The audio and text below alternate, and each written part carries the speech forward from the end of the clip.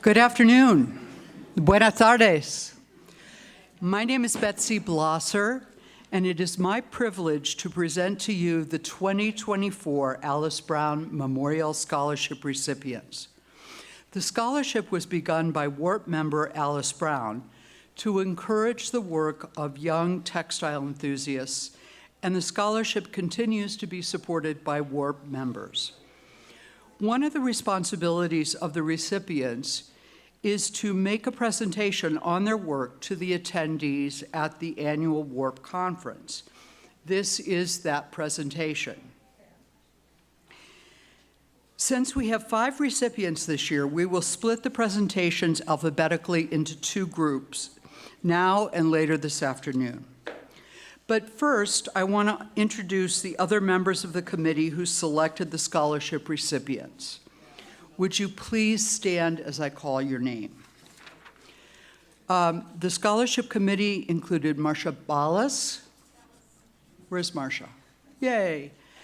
Cheryl Mush, Sarah Salson, Adrian Sloan, who is not here, and Carol Ventura, who is not here, and of course, Kelly Wiskirken. Excuse me, Kelsey, sorry, I said that wrong. Sorry, Kelsey. Okay, also this year, for the very first time, we have funds to assist the scholarship recipients travel to the conferences.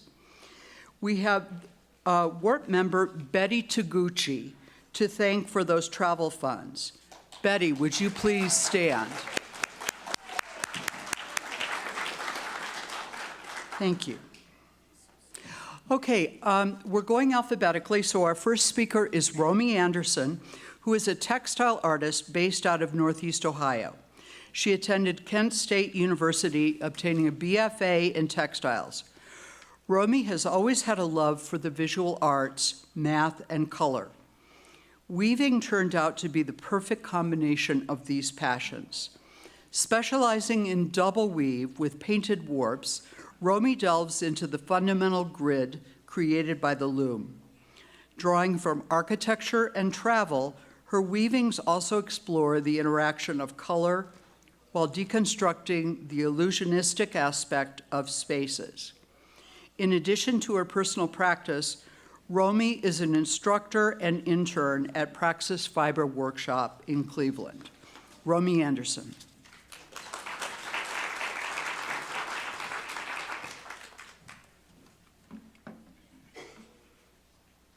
Okay, hi, I'm Romy, sometimes Rosemary, mostly Romy. First of all, I just wanted to thank WARP for this amazing opportunity. It's been great meeting everyone, even like just last night and today, and I'm excited for the next 2 days, so thank you. So I wanted to start this presentation by highlighting some of my favorite pieces that I made throughout my undergrad at Kent State University. These are pieces that I feel like still tie into the work I'm currently working on and what I'm presenting on in this presentation.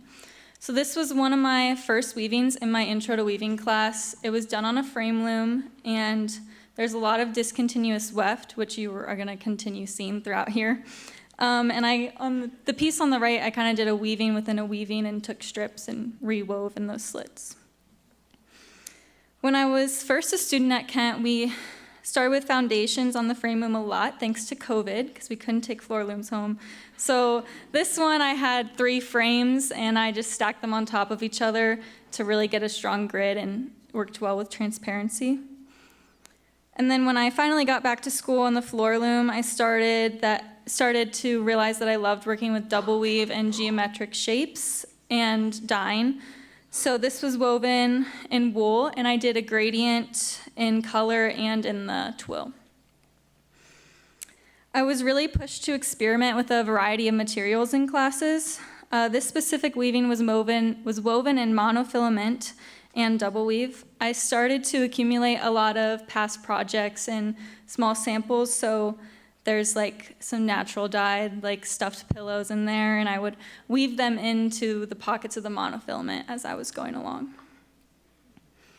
I also had a great foundation in dyeing, and over dyeing with like shibori is something that I love to do. So this, I had cut multiple squares ahead of time and used clamped resist and kept dyeing in the same 4 colors over and over again to get a lot of layers color-wise.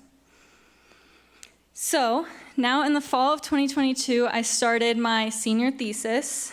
When looking at a lot of my work prior to this point, I came to the conclusion that I weave and approach my work very technically, which I feel like a lot of weavers may feel the same way. So because of this, it was recommended to look at other artists that aren't weavers. So I looked at a lot of contemporary painters that I had liked, and I grew up in a very artistic home, and my dad had always surrounded me with like contemporary like paintings and has an obsession with Joseph Albers. So of course that was included. And so I looked at Joseph Albers, Pete Mondrian, Mark Rothko, and Samantha Bittman. So to broaden my inspiration wall past these artists, I started weaving these small square samples. And I did about 10 that were 5 by 5 inches. And my goal was to experiment and get a feel of where I wanted to take this. So I had a striped warp to just add to the experiment, and you can see I used a variety of materials. So I have in the middle, top middle, that's woven with cassette tapes and Gjord's knots, and then the left one I had just dyed the whole thing, and I used Q-tips, and then the bottom left is where I started to add acrylic paint. I like that one. So after that, I had realized, okay, I'm going to focus on the square. And I had always loved double weave, like I said earlier, and you can get really crisp geometric lines and squares with double weave, so that's what I did with this piece. What intrigued me the most about this was just by using black, red, blue, and yellow, I was able to get such a variety of color, and not to mention the reverse side of the weaving. So the image on the left was the front, and the image on the right was the back side of the weaving. And for those that aren't familiar with double weave, it's like you weave 2 layers at a time and you create pockets. So the reverse on the front is almost always the reverse on the back if you don't change your weft. So after that point, I moved it one step bigger. This time I thought through my color more, and I dyed a gradient in one layer, which is the red, orange, yellow layer. And then on the other layer, I did a painted warp and weft in deep blue. And then I wove in the same gradient that I had threaded the weft. So when you look at the final piece, it kind of is a gradient towards the middle. This is the finished piece off the loom. And when I was weaving this piece, I initially had the blue side as the front. And then when I took it off the loom, I was like, well, I like the other side better.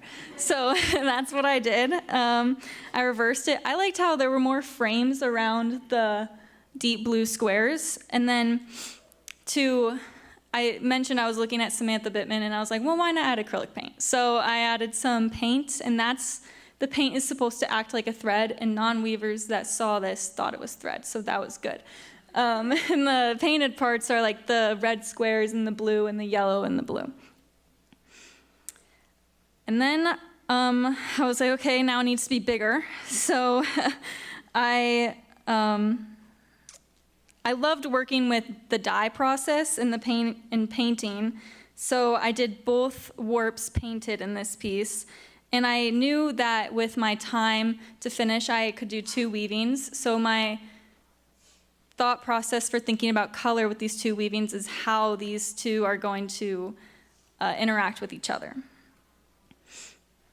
So these are my warps on the loom, and I'm a front to back warper, and I usually have my reeds checked with where my blocks are going to stop for threading. And I find it easier to thread this way, but my new professor told me it looked like chaos, and I was like, it's organized chaos. It makes sense to me. So I used 5/2 pearl cotton in my warp and my weft, and I like the weight of it and the shine that I get from the pearl and how I dye it. And then you'll notice I have pieces of paper on the castle of my loom, and this is because I look at these papers as a guide to when I'm weaving. So I really do enjoy math, and when it comes to art, I'm a bit of a perfectionist, which is probably why I chose weaving, and I love it so much. So before each weaving, I would map out the amount of squares I was going to weave and where I wanted my color changes in the beginning and ends of where my discontinuous weft would be. And you'll notice to the image on the left that I have placed these grid lines running through the field, and those are the green lines, and it's clear with the image on the right, they're red. And I would place out where I was gonna put these interruptions in my weft as well, because I wanted them to create perfect squares on top of the squares that I was creating with the double weave process. And these guys just help me keep everything more balanced because, you know, as you weave, it goes over the warp beam and you can't see what you're doing, and I want to know what it will look like when it's off. So this was the first piece that I finished. You can see in the detail image on the right, the deep green lines that I was mentioning as grid lines. And when I created these grid lines and made squares, I would highlight them in white paint when I got that square. So there's white in the bottom left and on the top right. This weaving had a red and blue theme with discontinuous weft and yellow, green grid lines, and then I added some white and black warp threaded end and end as a disruption. And all of these were about 5 feet, 4 by 4 feet, around that area. So this was the second one that I made. So there's already so many interactions you get with painted warps and double weave, and so I wanted to still keep the weavings balanced. So when I would paint my warps and dye, I usually stuck to 4 or 5 colors. So this was green, yellow, red, and purple. And then I also placed a border around all my weavings that acted as frames, and it was the same color that I would have done the grid lines with. So I pushed through those 2 weavings faster than I thought, and I had a little time to make a third one. So I wove this one in 5-inch blocks to complement the other 2 that were woven in 2-inch blocks. I wanted to have a little more variety. And I titled these pieces by the amount of squares I was weaving. So this one was titled 70, the last one was 308, and the one before was 280. And I haven't run into the issue where I've woven the same number of squares, and I'll deal with that when it happens. This is the installation, and when I installed it, I thought that it looked best with the bigger squares in the center. And I titled my thesis Grid Squared, because double the grid and double the squares. And it was hanging in the atrium hallway at my school, Kent State University. So it was cool to see these weavings move a little as people walked past, and the ends kind of had a nice like curve and drape to them, but I liked that aspect because it was double weave, so the reverse is also nice.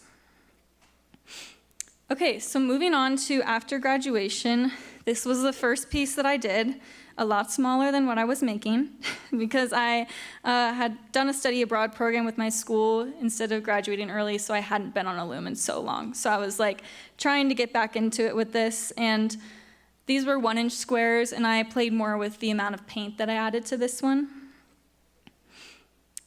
And then I completed 4 weavings like these 2, and leading up to this point, I had only worked a lot with 5/2 cotton, and I was like, okay, I need to change.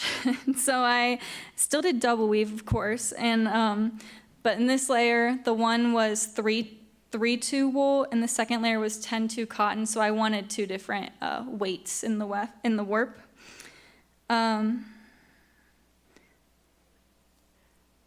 Oh, and then at this point, I had made a lot more cohesive work because an artist in my hometown asked me to be in a show with her. And this was the show. It was in Cyrus Frame Shop in my hometown, Canton, Ohio, with an artist named Marcy Axelband. It recently ended last month, but Marcy is a painter and a drawer and mostly makes portraits, but our work shared a lot in terms of color. And so that's why we titled the show All the Colors in the Crayon Box. I hung some of my new weavings alongside of her portraits, and she uses a lot of geometric shapes and patterns in the background of her portraits, and so our work really went along nicely together, especially because I focused so much on the grid. So the image on the right was our collaborative piece, and I initially wove the weaving for her, and then sent it to her to make the portrait based off of the colors I'd wove, and then I stitched the portrait on. And her favorite color is purple, so I made sure to add a lot of purple. So earlier I mentioned a bit about my study abroad with my school. I lived in Florence, Italy for 4 months after my thesis, and I'd gotten a lot of inspiration from my experience there. I loved the colors that I'd saw in Italy, and I've always also had a love for architecture. So I had took this image and deconstructed the 3D aspects of the building, and then I flattened it to fit into the grid of the loom. I had also kept the brown frame of the window because I still wanted to have this idea of like looking through a window. So this was the process for this weaving. I wanted my warp painting to be more specific, so that meant threading my loom like all white, and then I loosely wove it in plain weave, cut it off, pulled it, and then painted with dye, and then I rinsed it, unwove it, rolled it back, rewove it again. So this is the great part about being out of school, because like when I was in school, like it was like a longer process, but it's my own loom, so I can do what I want to it. And then the image on the right, you can see some of my shuttles going with my discontinuous weft, and this is also woven in double weave. So moving on, the image on the right was taken in my Italian class that I had every morning at the top floor of my school. And I loved the colors in this, just the orange and the blue and the yellow, and so I wanted to recreate that. And this process for weaving was the same as the last one that I had just explained, but I added some inlay to this. So the bottom right is inlay in green, and then some of the squares of the window was also inlay. So moving on to my job and what I am also currently doing, I work at Praxis Fiber Workshop in Cleveland, Ohio, and I've been there for a year, and it's been an amazing experience. We have lots of things going on here all the time. I've been able to help with the indigo harvesting in our natural dye garden and installing things in our gallery. It's the image of us on the left trying to put up a 50-foot banner, which we did. And then we're harvesting flax in the middle. And then I also get to teach the Intro to Weaving class now. It's a 5-week course. In each class, we just make a 50-inch sample, and it starts with the students winding a warp. And so that's my class on the right. And hopefully there's not too many threading errors, because we're fixing that next Wednesday. So another great part about Praxis is that we have 2 TC2s that the residents use. That's the digital loom. And if a resident leaves some warp, then that means we have the opportunity to use it, which I'm always happy about. So here's my weaving on the left, and then this was in one of our houses, and then another loom on the right, which I was tying knots on. I will say that I like the constraints that I have on the floor loom, probably because I like being a perfectionist and having rules, and the digital loom is just very broad, but since I have this amazing tool and opportunity to use it, I'm using it more and getting the hang of it.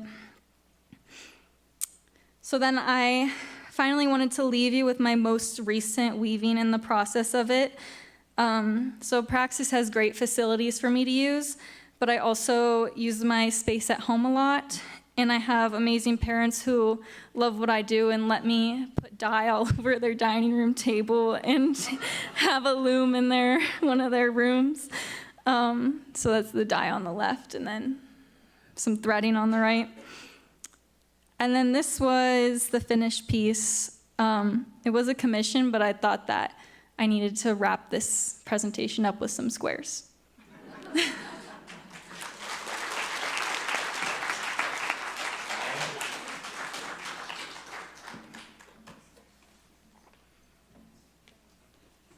And I'm going to ask that we hold the questions until the end, after all 3 have made their presentations.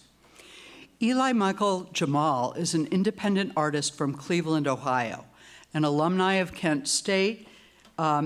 They graduated with a BFA degree in fashion design.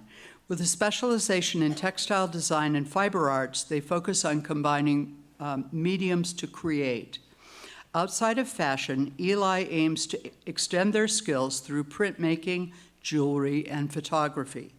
Eli's current work looks at the intersection of craft and technology, and they aim to showcase technological advances as an aid to craft. They are involved in organizations like WARP and the Rust Belt Fiber Shed, and are constantly advocating for the use of local and sustainable fibers. Eli.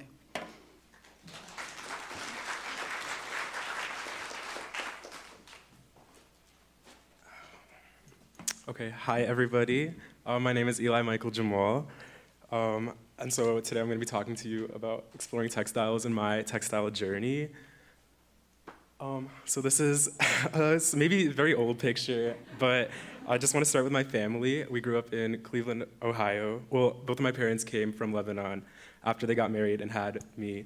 So my dad came to Kansas City and actually had a vest making company. He'd sew vests, but he also is just a very creative person and kind of the facilitator in me and my creative journey.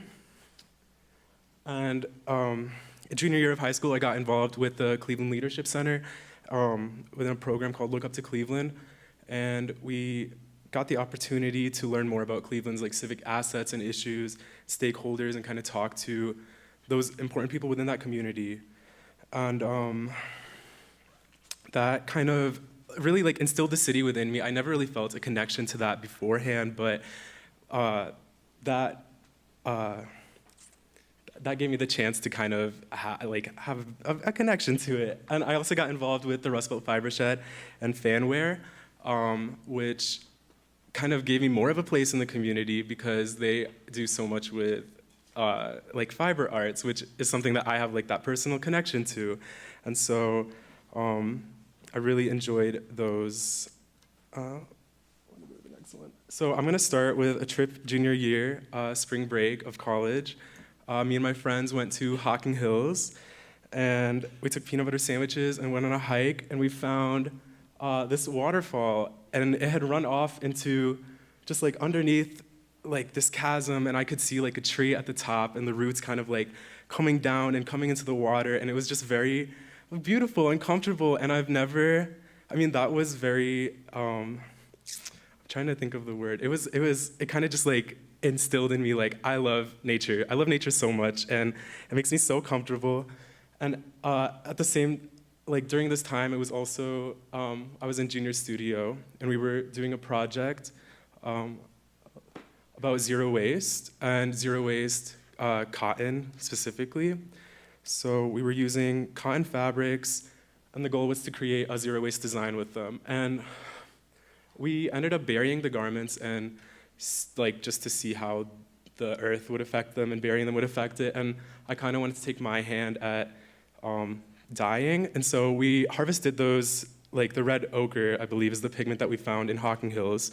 And I tried to dye my garments with it. It didn't really work, and I found it was most effective in kind of rubbing it on the garments themselves. I wasn't really worried about color fastness at this time just because I knew that we were gonna end up burying it. And so this is it about 6 months later and how it came out of the ground. The dirt kind of dyed it itself, which I thought was cool, but it was also eroding and falling apart. And I really enjoyed that part, this natural decay. And so I wanted to see how I could kind of put that within my own work. So I created this first sample. Could you go back one more? This first sample in the middle, I just stacked, I machined it, and I cut it up and sewed it together and stacked scraps and everything, and just hacked at it. And I really liked how organic it was, but it wasn't, what's the word? You couldn't use it in a garment. I couldn't throw that in the washing machine and have it come out and be okay. And so I tried to control it and kind of do simpler lines, and that's where that sample came out. And I ended up applying this to my junior studio final project, and I created these pants using that. I took inspiration from a quilting method called faux chenille, where you stack fibers and you throw them in, stack fabrics, sew them up, throw them in like the washer after you cut them, and it creates like a chenille effect, chenille yarn. Also machine at the top. And I was thinking about, at this point, like my BFA senior collection and my thesis collection and what I wanted to do for that. And so I thought about that trip to Hocking Hills and how comfortable I was in nature, and I was like taking a hike and trying to figure out why it just didn't feel the same when I was back home. And I remember coming on this trail and like running into a tree, and then 10 minutes later like running into a telephone pole, or like hearing nature and then like hearing a car honk. And that was the catalyst for my thesis, because I was like, I'm so comfortable in nature, and I'm like trying to take hikes, and I'm not finding that. So how can I take that comfort and like wear it on me and keep it with me at all times? And so that's where I came up with my thesis question of how to use nature and its resources with technological advancements to manipulate fabrics. And I threw the tech in there because there's a dichotomy between like I was thinking about the telephone pole and the tree. Like they are very separate but almost together. And I thought that people were forgetting about like craft and like the true core of like creation. And I put this quote from Malcolm McCulloch: "To give work substance, we require a medium. The actions of our hands, eyes, and tools must be mediated. Our personal knowledge and skills must be given a habitual setting for practice." And so I wanted to continue to focus on like intersections. Next slide, please.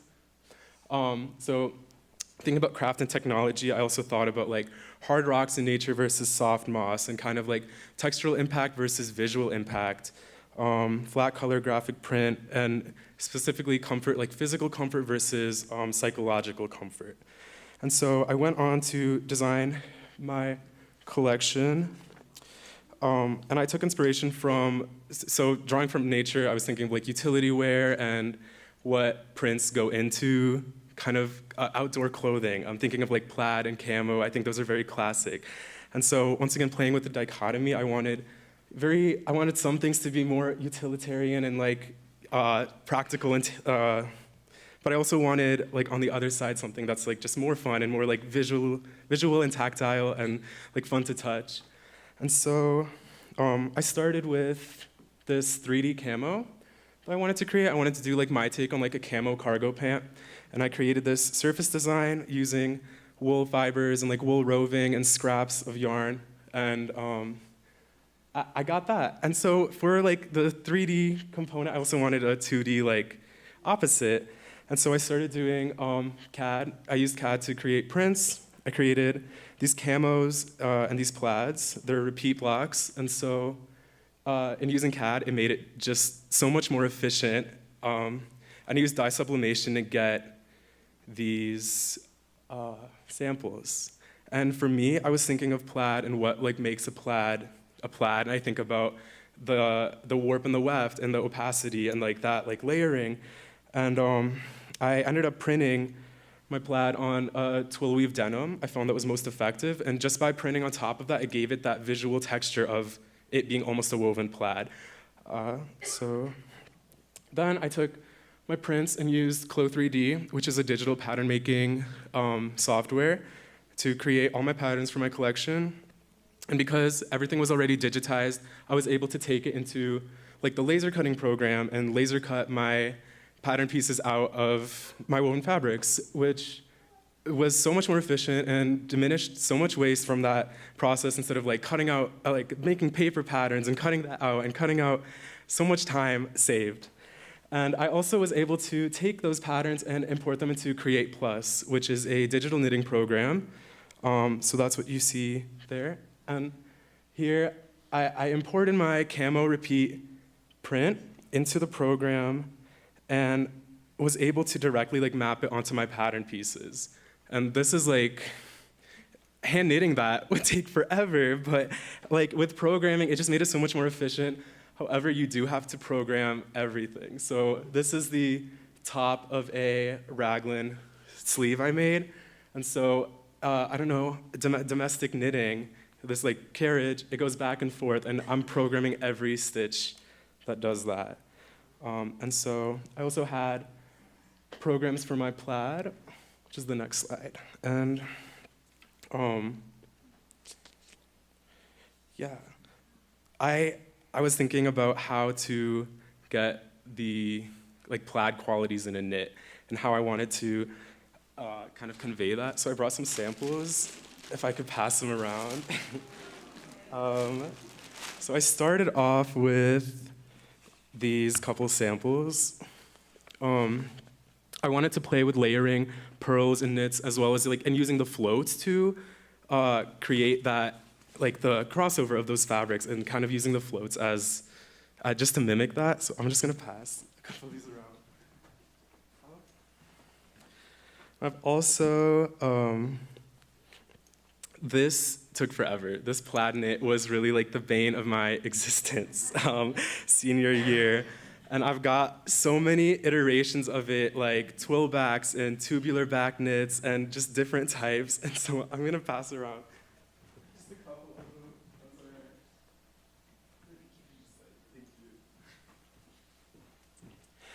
Thank you. And so go to the next slide, please.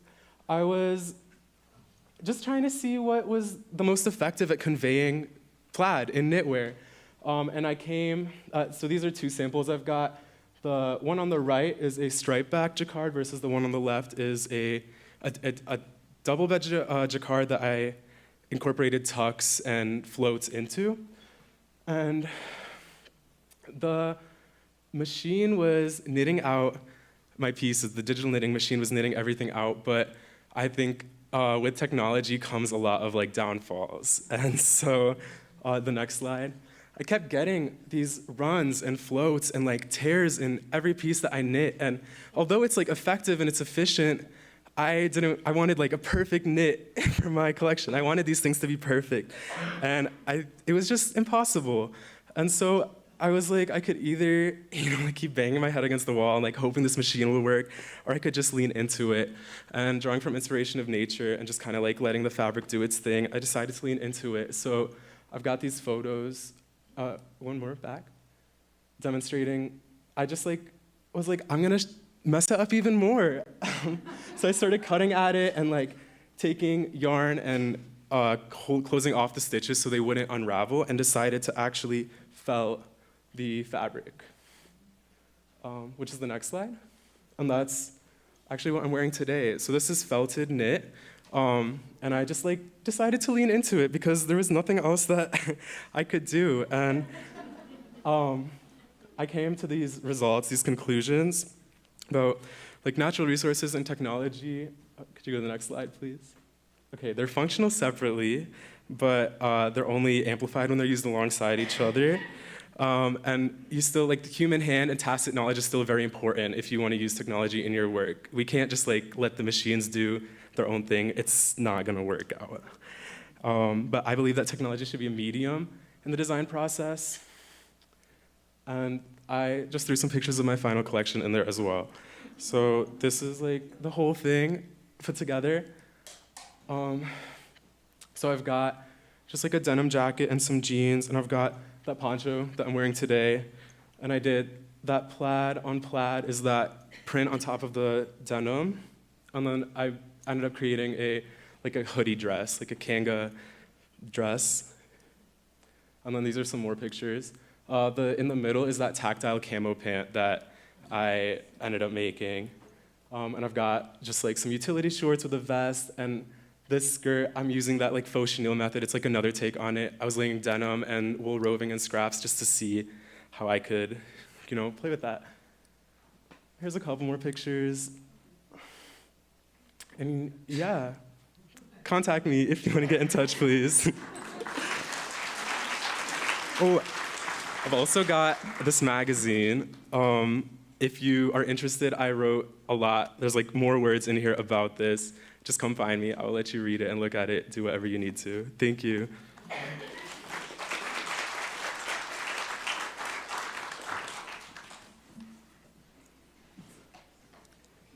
Peiyang Li is a multidisciplinary designer based in Shenzhen, China, and the New York City area. She is also a part-time professional astrology consultant. Her areas of interest and practice include crocheting, macrame braiding, ruching, machine knitting, hand knitting, and modern astrology. Growing up in 3 cities allowed her to encounter people from all different cultural backgrounds and disciplines. Most of her collections are inspired by the stories that she collected during her astrological consultations. Deeply influenced by Western and Eastern ideologies, her storytelling often raises ethical questions through various textile-based approaches. She is interested in exploring topics that are all around us, but that we may be afraid to discuss. Piyang.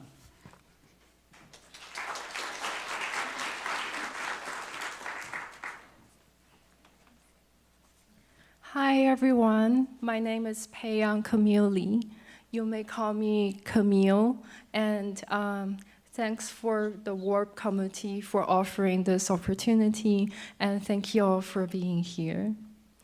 I've been a fashion designer since 2019, as well as a part-time astrology consultant for my side profession, which I provide advices by utilizing birth charts to answer people's questions, such as something relevant to their career development, romantic relationship, etc. I graduated from the bachelor program of fashion design at Parsons School of Design in 2023. Currently, I'm pursuing the textile design master program at Parsons. As a fashion designer and astrologer, I often draw inspiration from my clients' stories. The astrological chart right here is like a telescope, allowing me to glimpse the full spectrum of their lives, whether they are students, married individuals, painters, or doctors. Their joys and tears, as well as the psychological journey of their inner moral struggles, are all laid there. I believe that, as a designer, it is crucial to have an open heart. The more inclusive one's mindset, the more creativity flows. My side profession in astrology is just such a pathway, exposing me to a diverse array of people and experiences. My relationship with clients is multifaceted, sometimes like a friend, sometimes like a confidant, and sometimes a mother figure. No matter their mistakes, I'm always their safe haven, guiding them without judgment. Although astrologers and fashion designers may seem worlds apart, both professions convey dreams and concepts through their respective mediums. One relies on intuition and personal insights, while the other uses visual impact. The most memorable experience that led to one of my collection was a story shared by a client. She showed me a short video about a traditional culture from a small village in Japan called bone swimming cuisine. In the video, a restaurant would remove the flesh from captured seafood, leaving only bones and nerves before the meal was served to guests, allowing the creatures to struggle painfully in a fish tank. The customers did not find this cruel, but rather satisfying, as if their subconscious desire for conquest was met. This contrasts ironically with the scene in the film The Cove, where the photographer seeking to reveal the truth is denied entry, and dolphins begin to act against their nature by killing the villagers. So coincidentally, both the client and I had a close aspect between the Mars and Neptune in our charts. Mars symbolizes plunder, conquest, violence, action, restlessness, and anger, while Neptune represents the ocean and the realm of our spiritual consciousness. The bone swimming event is a tug-of-war between spiritual and human desires, as well as moral standards. I sketch out the seafood coming from Japanese sushi and sashimi. Then I manipulate my drawing through computational software like Adobe program. I also drew inspiration from the seagrass and the ocean itself.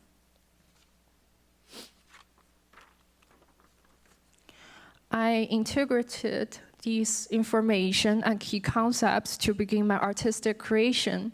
In my live sashimi collection, each dress represents various seafood in the ocean, such as the green dress representing the seagrass, the one with sequins representing shells and oysters. I researched how to depict the state of injured seafood, initially focusing on color, but it was not novel enough. On my mentor's advice, I began to experiment with elastic thread, originally used in industrial sewing machines for stretching fit to adapt to fabrics. When elastic thread is sewn into plump, heavy printed velvet, it's like a blade slicing through the tender flesh of seafood, appearing calm on the surface, but actually pathological and cruel. For my past self, completing one collection itself might have seemed like a daunting task. The turning point came from my fashion photographer. It was Si Qi-qing who invited me to submit work to Pap magazine. At that time, I didn't have much faith in myself. The idea of being featured in an international magazine seemed like a fantasy. By looking back, I'm incredibly grateful for her initiative. If it weren't for her suggestion, I wouldn't be where I am today. Pap Magazine is an online magazine focusing on art, fashion, and photography. It aims to showcase creative talents and their works from around the globe, covering various fields like photography, fashion, illustration, and art.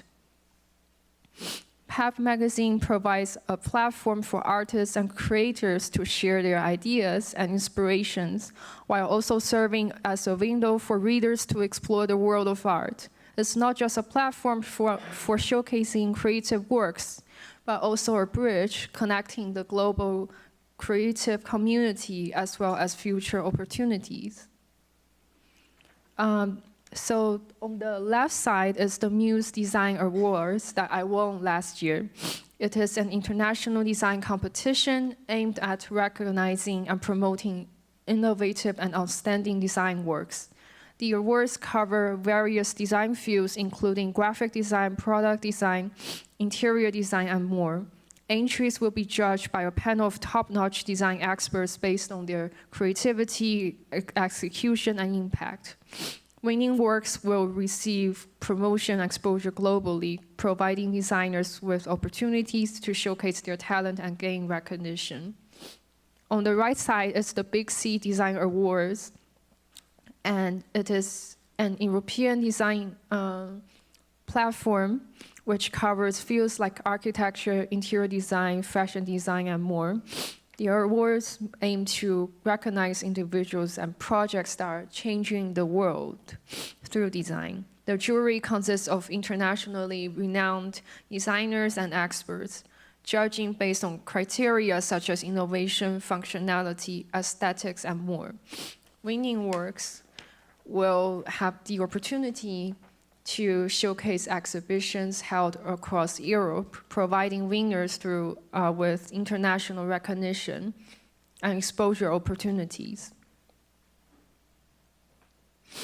Fashion Scout is a curation agency in London. So this is my fashion show held at Spring Studio in London last year in September.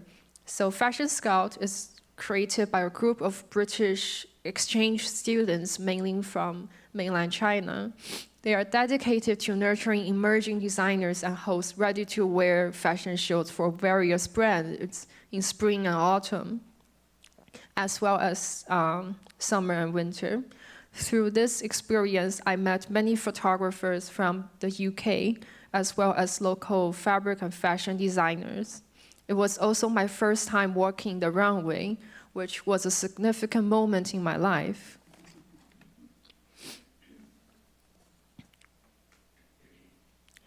Utopia is another curation agency coming from New York City.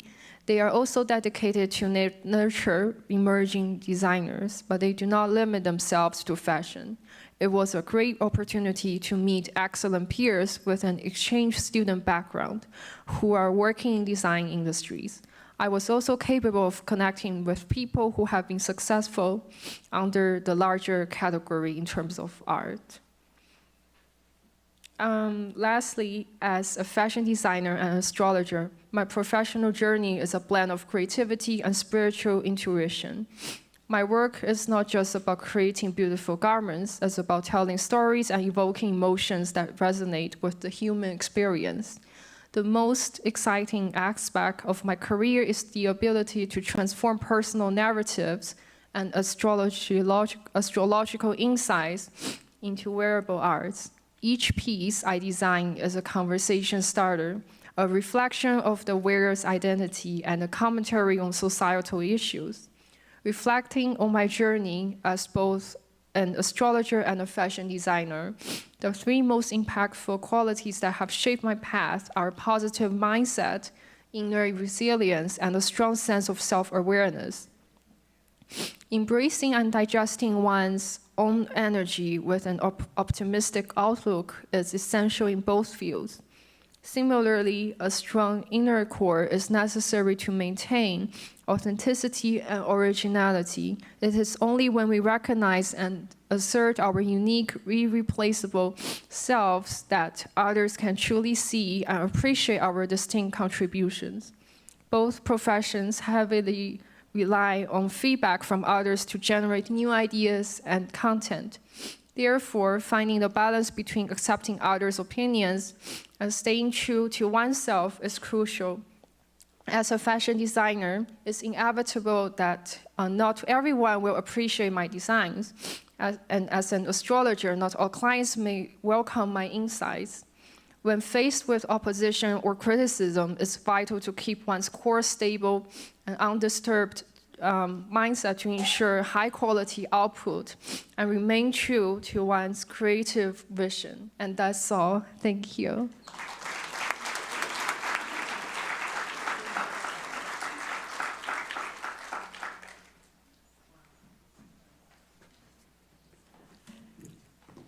I've been told that because of time, we're going to go ahead to the next two presentations and then take questions rather than take a break now.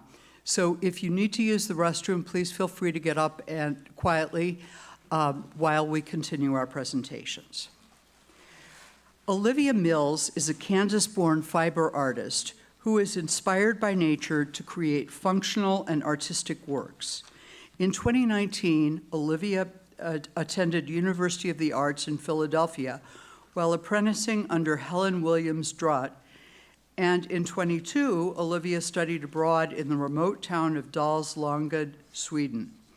Olivia just received her BFA at the Kansas City Art Institute, in fiber. In the quiet dance between nature and craftsmanship, her work unfolds as an ode to textile tradition through the use of wool, plant dyes, hand spinning, and weaving. She has shown her work in multiple local and regional exhibitions throughout her undergraduate career, and most recently just debuted her first solo exhibition. In that show, A Soft Place to Land, exhibited at Lady Volkus Art Center, Olivia collaborated with several local fiber farms to tell regional stories of wool through art. She is the recipient of the Susan Lordy Marker Special Projects Award and the Barbara L. Kuhlman Scholarship, and she was a national finalist in the U.S. Soybean Association Textile Challenge. Olivia.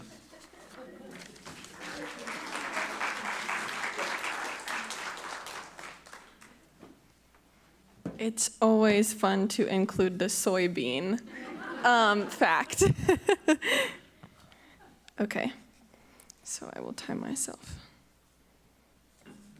Okay, good afternoon, everybody. I'm Olivia Mills, and I wanted to start off by saying thank you to Warp and to all of you.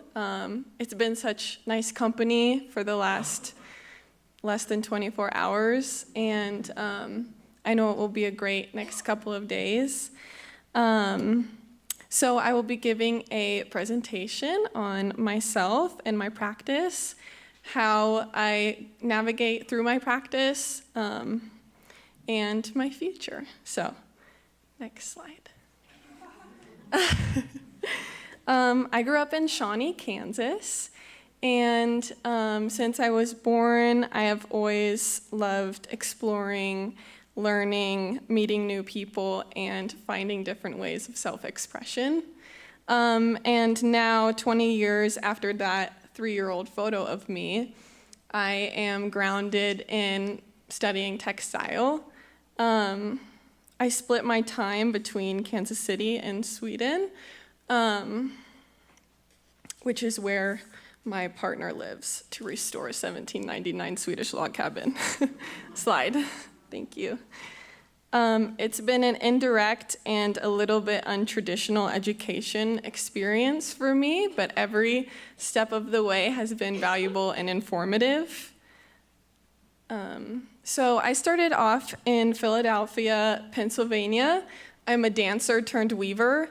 I started out as a dance major, and during COVID, me and my roommates, who were all dancers, were trying to dance in our room that was about this size. And I was in an Intro to Fiber course at the time. I felt drawn to it, so I took the leap, and I changed my major.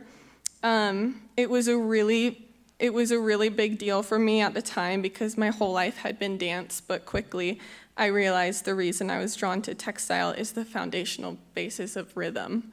So, next, please. I quickly fell in love with thread's ability to simultaneously be so fragile and so strong. And I was infatuated with its ability to net, twist, and bind with itself. Next, please. I interned, like in my bio, with Helen Williams Drutt, who is a 93 and the first woman to have a craft gallery in America. Her, along with my other professors, encouraged me to go to a school abroad in Sweden. And next, that's where I went. So, next, please. While I was in Sweden, I was going to HDK Volland, which is a specialty craft school that's a part of University of Gothenburg. And that's where I lived for 6 months and learned. I learned a lot here. I learned that I feel drawn to local landscape and that I was feeling the urge to express the colors that I was feeling into tactile objects like cloth. I learned that my program was taught in Swedish once I got there. And next slide, please. And finally, I learned that unfortunately my school in Philadelphia was closing its craft program to new applicants due to many issues with the president at the time. And I told my professors, I love textile, I want to be a part of a school that has a continuing history, what should I do?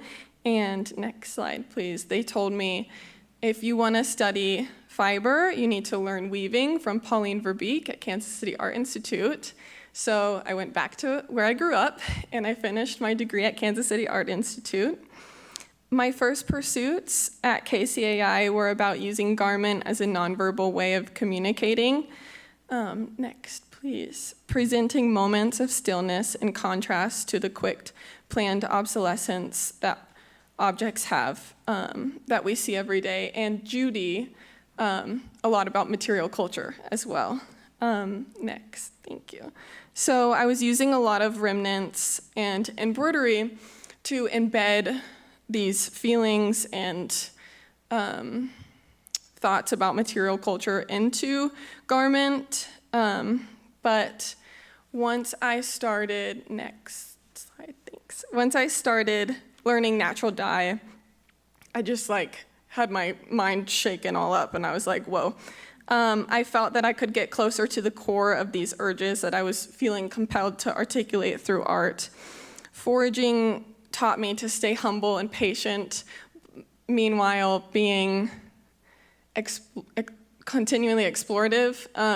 It also taught me that as much as you try something over and over again, you're not going to get a color sometimes. This was my first attempt at creating a local color palette of the place that I was at. So this was in Sweden, and this was stinging nettle, birch bark, birch leaves, the European version of Queen Anne's lace, which I can never remember the name of, and then ferns. And this was when I really started pursuing local color palettes. So next, thanks. I learned to weave just 1 year ago, and it has completely changed my life. It is the way that everything I have ever experienced in my life can come in to one thing and continue to be the foundation for everything that's next. And learning the choreography of the loom made me feel right at home with my growing up in dance. Next. So after I learned, it was only natural that I incorporated it into natural dye. So for all of what seems like a lot of natural dye people in the audience, I was doing different mordants in my warp with mineral salts, aluminum acetate, sometimes overdyed in indigo, and then myrobalan or gallnut, and then sodium acetate as well. And inside of I would immersion dye the mordants with the yarn in the warp, and then also in the weft, and then dye it, and this one on the left is madder. And then, I'm sorry I don't have a close-up photo, then I would cut small pieces out, and because it was immersion dyed with mordant dyed yarn, instead of just woven and then mordanted and then dyed, if I pulled a little piece out, there would be a resist, so it's like reverse ikat. I have to show you better photos sometime.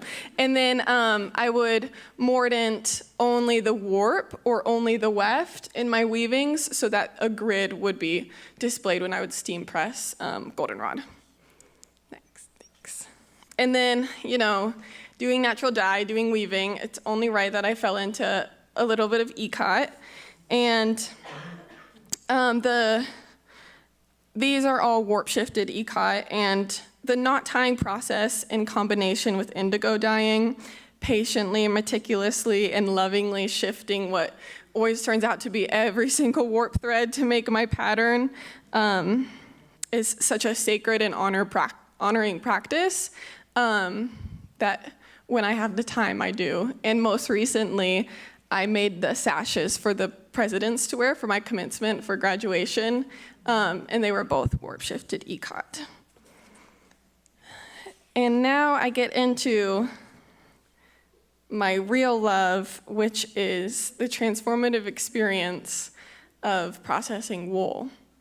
So with everything I have learned, and like I said, every step informs the next. So natural dye and then weaving and now wool processing, this allowed me to go beyond all of it, but still keep it as an integral foundation. And this brings me to A Soft Place to Land, which was my thesis exhibition in Kansas City at Lady Volkus Art Center.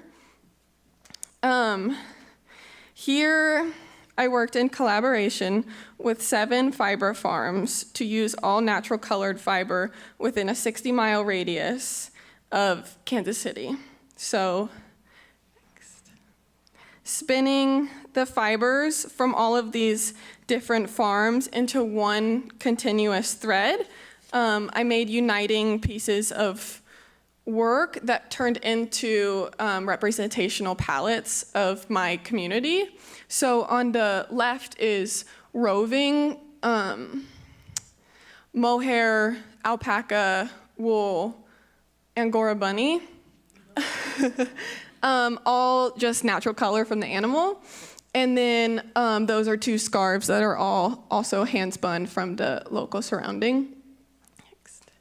And this piece was called Unity because in this piece I took all of the raw fiber, carded it and blended it, and then spun it into one uniting one uniting yarn that was the weft. And then I did an overshot inlay of Manna Meadows alpacas, which is the farm that I was the closest with because Brian is the owner, and he got me into all of the processing, so I thought I should inlay with his. And these are the participating farms. One of them, I should say farms and mill, because one of them was the fiber mill, which I also worked at during this time. So these are all in the greater Kansas City area, Kansas and Missouri side. And also in my show, here's some example. I forgot about this. Here's some examples of how I would take one sheep's fleece. On the right, it was a sheep named Rocky, and pull apart the fiber to separate the colors of the fleece between light gray, and black. And then in the next slide, you can see I wove that into a gradient of the natural color, and then in the warp and the top of the weft, it's a black walnut random ecod dyed yarn, and on the left, the warp is cotton, organic cotton with black walnut dye and overshot inlay again.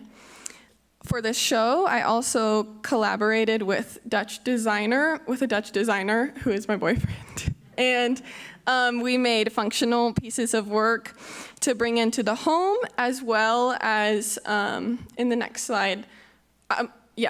And you can see here in the shadow, I made a video of me processing the wool from every step of the sheep being sheared: washing, drying, carding, blending, spinning, weaving, warping, weaving, sewing. And I had that playing in my show, and it was such a way to connect with people that had no idea that they were interested in this. And it was right next to the piece that took the longest and was my most special piece to me. So after this show ended, it was up for a month. After the show ended, I reflected on it a lot, and I realized that I take solace in knowing that what I do is so much beyond just the physical work that I make. And by connecting with my community and helping the farmers have representation of what they do at their farms every day with no economical balance that they deserve, I found my thing, and that is working with local farmers. So I recently adopted 500 pounds of alpaca. That's on the left.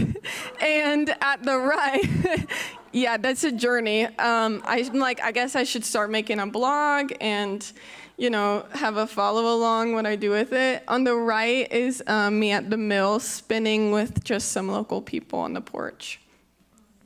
And here's some more pictures of the mill. That's after yarn goes through all the process. And at the mill, we do 1 pound to 20 pounds of fiber. So if a farmer just has one sheep, they can bring it and we'll process it into as much yarn as we can make. But on the left is the bullet steamer. So after it gets spun, it needs to be proofed, and it goes through this long tube that steams it. And at our mill, we don't do knots. If we see like a big slub, we will splice it. So if you have a minute later, you should look up splicing on YouTube. It's really fun. And I started processing some of those 500 pounds at the mill. And that's me with Pauline Verbeek, who's the chair of fiber at KCAI, and Sarah McMurray, who I work at the mill with. And you may be wondering, what are you doing next? And I did recently just get a full-time job at the Yarn Barn in Lawrence, Kansas. So that's where you can find me after the conference. And thank you.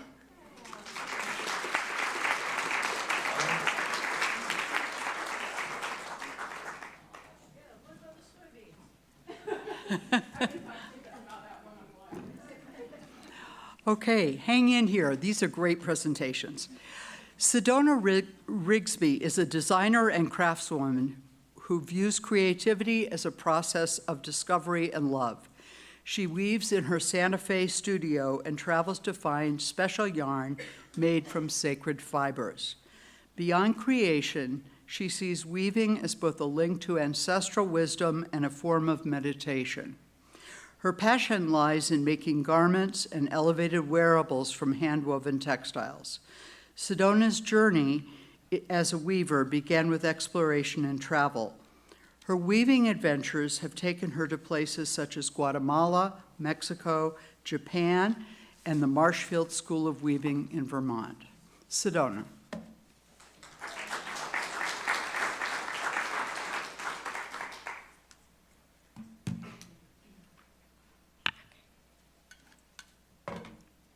Thank you. All right. Please take a moment to think about everything in the great ecosystem of fashion. In this ecosystem, there are countless genres of fashion. There's couture, there's fast fashion, there's Costco fashion. Each country and each place has their own ecosystem adapted to the environment. Puffy coats in the cold places, there's saris, huipiles, bikinis, loincloths. My name is Sedona, and I'm a designer, weaver, and craftswoman. I started weaving almost 3 years ago, and like a scientific researcher, I became obsessed with one particular kind of fashion, one that crosses cultures and regions. It's a rare and elusive genre, hand-woven clothing. Hand-woven clothes used to be the most dominant type of fashion. Before industrialization, every garment used to be hand-woven, created with calories and never carbon. When I started learning about weaving and researching, I found what you probably know if you've ever worn any clothes made in the old and slow way. That hand-woven clothes are special and spiritual. The energy of the craft is in the clothes. So, growing up here in Denver, I went to an art school, and I spent most of my time in a costume shop. And I sewed costumes for all the school performances. But there, I observed a very special moment that occurs at dress rehearsal. When a person puts on their costume, they're suddenly connected to their character, that their clothes and their appearance assist in changing their mind and their demeanor. So like costumes, hand-woven clothes change your mind because you're suddenly enveloped in the magic of this garment. The hours at the loom, the fibers feel closer and less removed from the earth or animals they came from. Since you are all here, you know this. You are my people. You got that. You also know that in the vast ecosystem of fashion, hand-woven things these days are very, very rare in some parts of the world. So rare, they might be considered endangered. In fact, did you know that hand-woven clothing fits several classifications of the definition of endangerment? There's habitat loss, reduced genetic diversity, and they're threatened by invasive species. And like an endangered species, hand-woven clothes are on the brink of extinction. Now it is my responsibility as a fake scientific researcher and a real designer, weaver, craftswoman to help this crisis, to restore or even save the majestic hand-woven garment. Well, how? This is what I've discovered.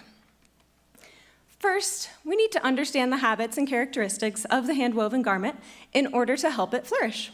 So there's a life cycle. There goes fiber, yarn, fabric, and then clothing. I consider a hand-woven garment's life cycles to just start at yarn, and then it's woven on a non-electric loom, so pedal looms, foot looms, fly shuttles, semi-automatic foot treadle looms, they all count, just no carbon. The artisan and the loom and the fiber make the fabric. That fabric is already a fully formed garment like a sari or a ruana, but most usually it is cut into garment pieces. The pieces are then sewn in together into clothes, and that is a hand-woven garment. It then hopefully lives its long life being worn and repaired and then rediscovered in a beautiful antique chest by future generations to be appreciated again. Next one. So how do we, dear audience, save this species? The same way we would a threatened bird or important grass or a fancy moth. Habitat restoration, collaboration with other organizations, research and monitoring, and raising awareness and supporting conservation. So let's get into it. Habitat restoration simply means make more garments and hand-woven clothes. I'm working on this myself by designing a smart capsule collection of a few staple garments to be made specifically for handwovens. I've spent the last year buying looms, making fabric, and sewing it into clothes. In fact, I'm wearing my own handwovens now.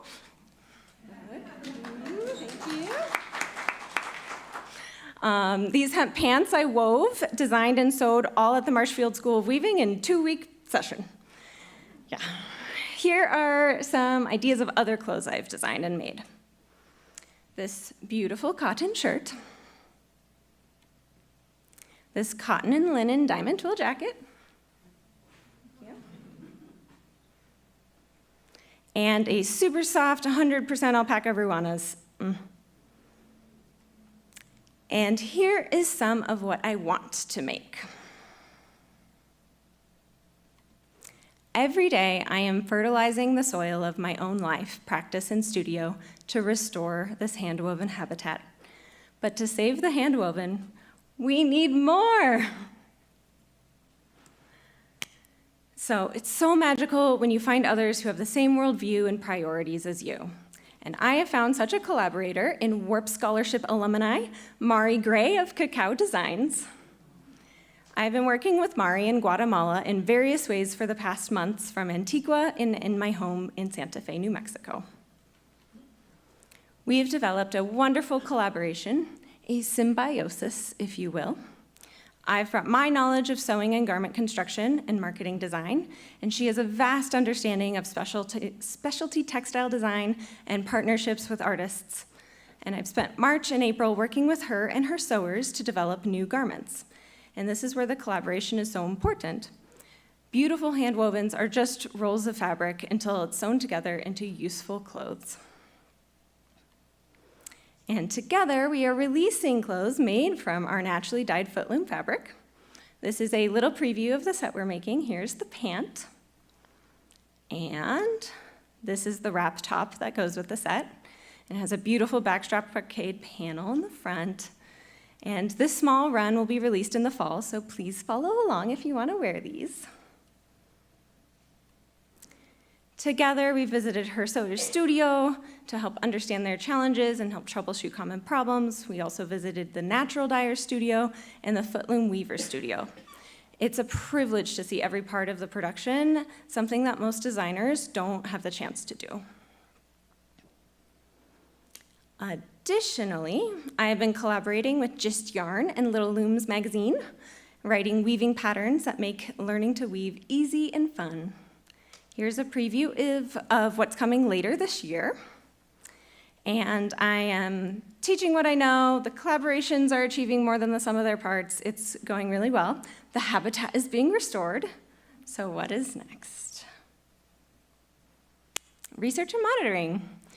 Research to understand the subject. So while I've been just restoring this habitat by making more clothes, I've been gathering data. And this is data I'd like to share. How I understand the subject is that handwoven clothing is generally more challenging to sew and use because it is usually less dense and fine than commercial cloth. So my research suggests that garment patterns themselves need to be designed specifically for the type of handwoven fabric. And it needs extra attention sewing because the looser weave of the fabric frays easier and the seams can pull out. So I've tested different ways to sew handwovens together, each having their own merits. I think using an overlock machine to serge and finish the pieces is the best way to finish seams. And also, we can design garments for the exact width of the fabric coming off the loom, which is often narrower than commercial fabric. So most commercial fabric is 45 to 60 inches, and footloom fabric specifically is 36. So by fitting the pattern pieces smartly and economically in there, you can reduce the fabric waste, and wasting any last scrap of fabric is just super painful, so it's really essential to maximize yardage here. Another area of research I'm exploring is garment design with flexible sizing.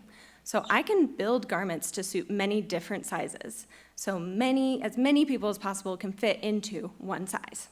And then that means that there's less garments being needed to make to fit a wide spectrum of people. And so after gathering this data, researching, developing more garments, I can receive feedback from the wearer and monitor the success of my preservation efforts. Next, our effort needs widespread awareness. This is part of why I'm here and why I'm so grateful to have this time and this platform. Because to me, these kinds of clothes are so, so important, and they're really important to wear and to preserve. So for my work, every day, and how I live my life, I hope it raises awareness. That daily I am showing and sharing and connecting to people who live with the tendency to think deeply about where things come from. I hope when you meet me, you look at your closet differently. That I am reshaping the perception of fabric itself to be more precious and more sacred. And I hope that when one of my garments finds its person, that it transforms them, that they wear it and feel empowered and whole and connected deeply to the earth and this long and endangered tradition. And lastly, to save the handwovens, I need you to support conservation. So please follow me and help me on my journey if you feel called. I am so grateful for this opportunity to be here and promote this important work. And I'd be honored if you join my email list by scanning the QR code with your phone. I am also on Instagram at sriggs, and you can connect with me anytime here. So please send your ideas, collaborations, and magic spells to make this dream a reality. I will also be at the International Folk Art Market in Santa Fe, July 11th through 14th at the Cacao Designs booth. So if you go to that, please say hi. And more importantly than myself is the message. I hope you walk away today more connected to your clothes and that you make or buy hand-woven, happy clothes and wear them proudly. Thank you.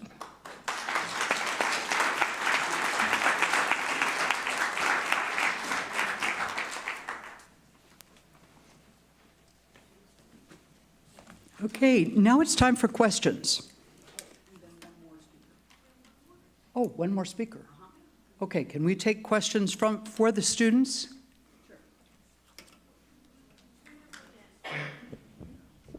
Again, if any live streamers have questions, you can text or WhatsApp those to 1-937-216-4160. That's 1-937-216-4160. Thank you. I saw a question over here.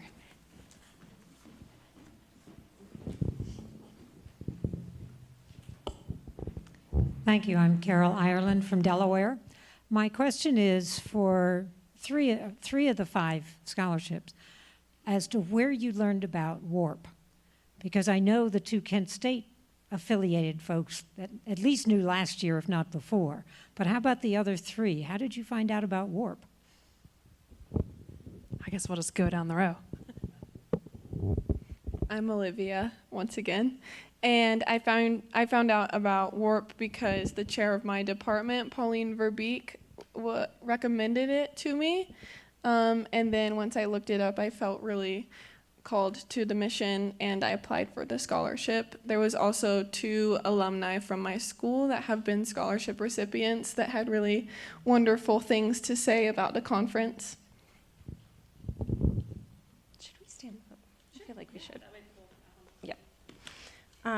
I found out about WARP in Guatemala on a textile tour, and Warren Aldrich told me about it and said, you should be part of this. And he also told me to buy an 8-shaft Mighty Wolf loom, and I did that too. So it was really good advice.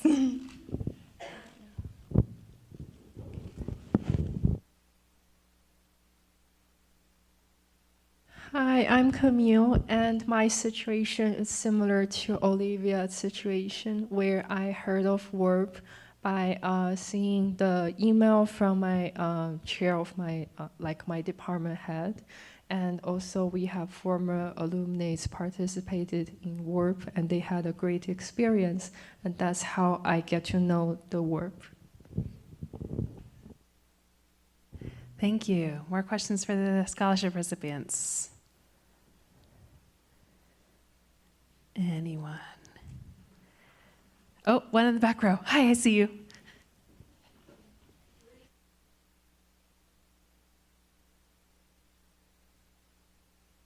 Do any of the recipients work with garment designers who know how to do pattern grading?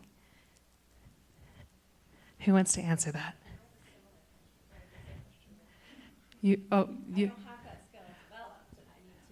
Sedona would like to learn that skill from someone if anyone's volunteering.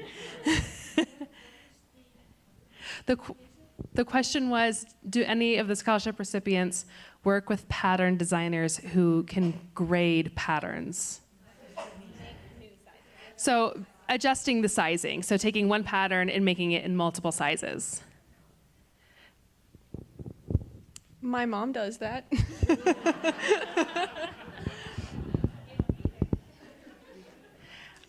I've got somebody I can introduce you to as well, if you don't mind anyone here. I'm Eli. Well, if you're developing patterns using Clo 3D and that digital platform, there's an automatic grading button. How easy is that? You know? I will say, as far as using machines to grade to plus sizes, they don't work. They don't work. All right. Any other questions for the scholarship recipients? Is that a half-raised hand, or are you scratching your nose? Okay. Anyone else? Okay, I think we've got one more presentation in store. Do you want this one or that one? I don't care. This one to start. We also, in addition to our scholarship program, we have an assistantship program. The scholarships are only for young people. The assistantships are for anybody. And the assistantship is kind of like work study. So we ask people to come, we cover their expenses, and this year, thanks to a generous donor especially, we also are covering some transportation, which is a new thing. So of course we got a lot more applications. And so we're going to have one presentation today by one. We have 2 assistants this year, assistantship assistants. And so we're going to have one presentation right now, and we're going to have one tomorrow because one of our assistants is also a vendor. So where are you? Donna Foley, yes. Donna Foley lives in New Mexico. She has a great rural love of animal, love of Navajo, love of everything that has to do with New Mexico. And she's going to come and tell us about her own efforts. Good.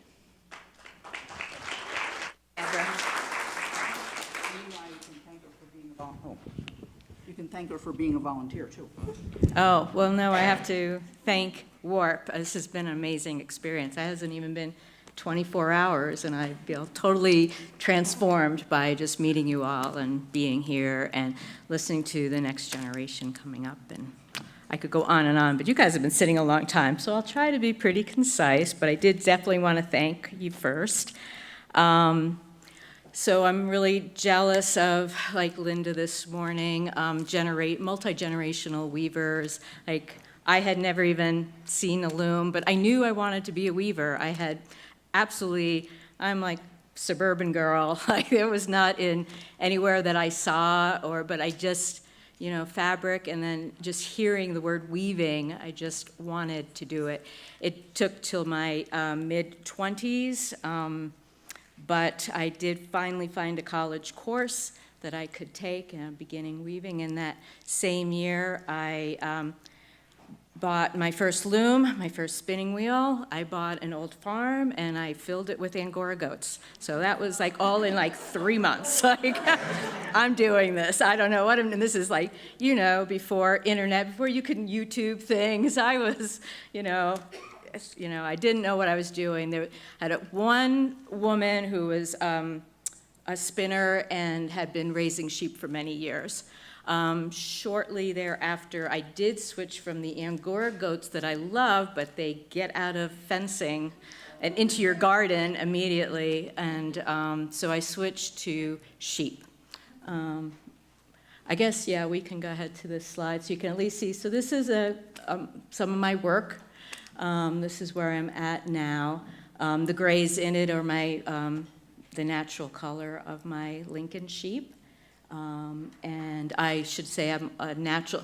The reason I got to Lincoln sheep was because I knew I wanted to be a natural dyer. That was actually one of the first things. I have a forestry degree. I just knew the woods, and I wanted to get out and collect stuff. And I wasn't getting the color I wanted on the sheep wool. I was Corriedale.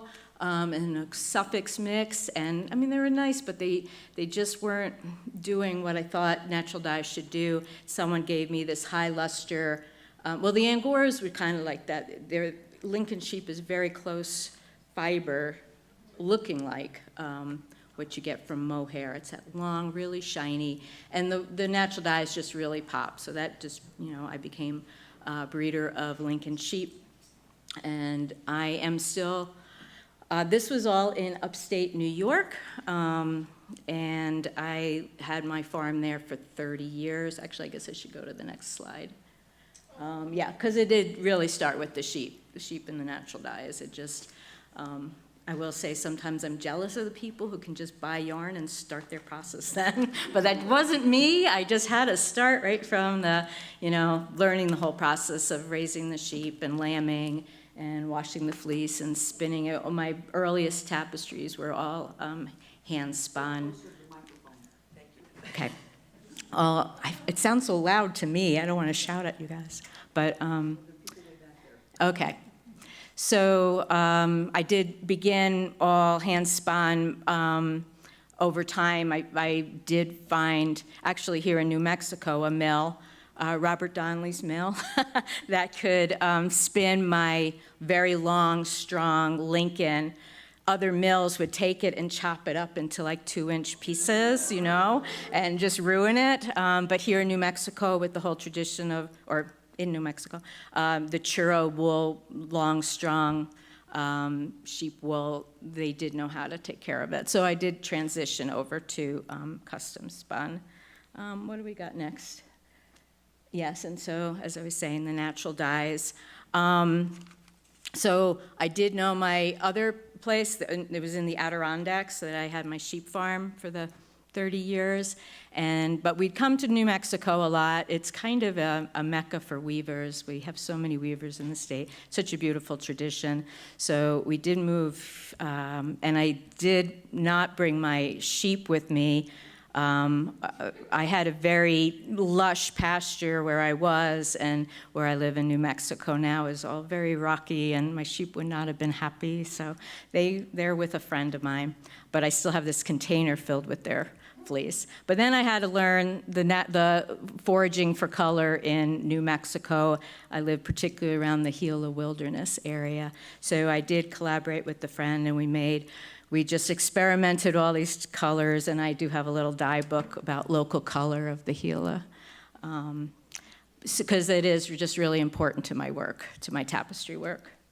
So that is where I now live and work. That's the Gila Mountains range wilderness behind me. And that's cut off a bit, but basically what so many of you already, you all feel, is what a spiritual experience this is to weave.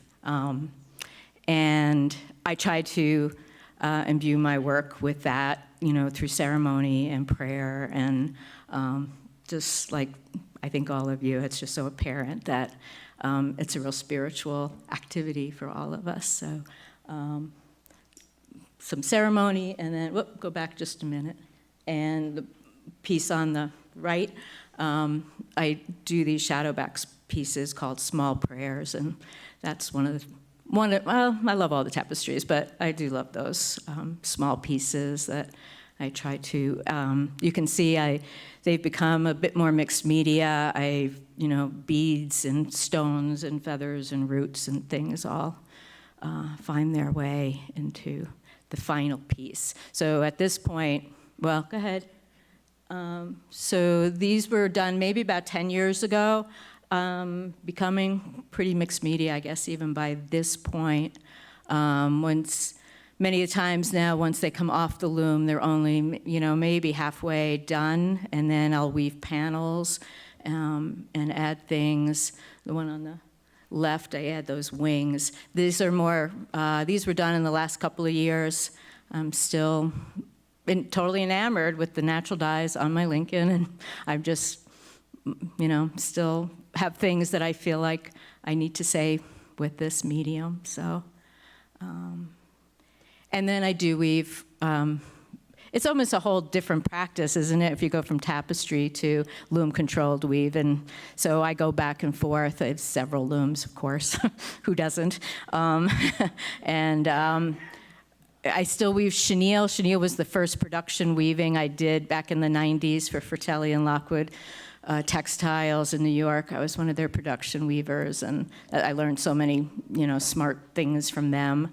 And then I love, alpaca is the middle piece, and I work with raw silk or textile, other, because it's just fun to do. And I don't know what else. Oh, and so, there's a lovely weaving school and gallery in Silver City, Wild West Weaving, and I exhibit my work there. And she let me do a show a few years ago. Up and coming, I will be teaching at Convergence this summer, doing natural dye, an intro, and then a more targeted, using stock solutions for reproducible color, with natural dye extracts. So I'm scared about doing it, but I think it'll be great. I do other teaching, but the natural dye, I have a big class, so hopefully that'll all work. And then I have 2 solo exhibitions coming up I'm really excited about. Ortiro Art Space in Alamogordo, New Mexico has a really large exhibit area, so I have a show there in November. And then in Tucson at the DeGrazio Gallery in the Sun, they have a space that they allow artisans, they accepted my proposal for 2 weeks in December, and very excited about showing there. It'll be an amazing place to show, so yeah. That's me. Thank you so much for listening to me, and yeah.